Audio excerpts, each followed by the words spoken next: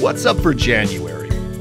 Some moderate meteor activity, several great pair-ups of the moon and planets, and how just 4 minutes a day can make a big difference in your view of the universe. The year kicks off with a quadranted meteor shower which peaks after midnight on January 4th. Light from the third quarter moon will brighten the sky on the peak night, causing fainter meteors to be lost from view. But the shower does produce a decent number of bright meteors called fireballs, so it can still be worth your time. If viewing from a dark sky location, you may see 20 to 25 meteors per hour at the peak. You can catch a few meteors in the few days before or after as well. In fact, the shower is active through around January 12th, so you might catch a fireball in the week after the peak when the moon has moved out of the pre-dawn sky. On January 8th, in the hour before sunrise, look for brilliant Venus rising with a slim crescent moon in the southeast. Bright star Arcturus hangs high above them. The moon will appear quite close to the red giant star Antares, the fiery red heart of Scorpius, that morning.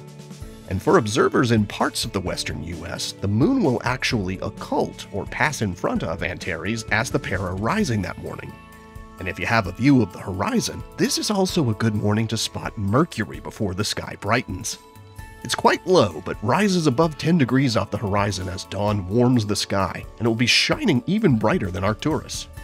Next up, the crescent moon visits Saturn on the 13th and 14th.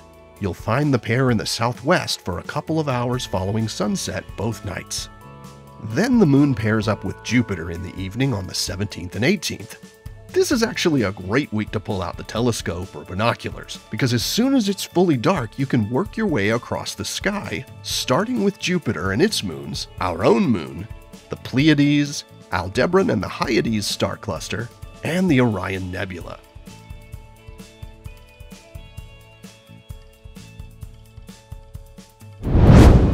One of the things that makes skywatching so interesting is that the sky is always changing.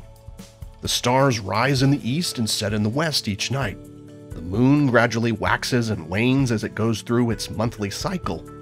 And likely you've also noticed that which stars you can see on a given night changes slowly over the course of the year.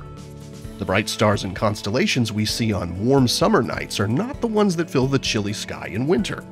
This is because the stars rise 4 minutes earlier each day, and it adds up over time. In just 1 week, a given star will rise 28 minutes earlier than it does tonight. And in 1 month, the same star will be rising about 2 hours earlier.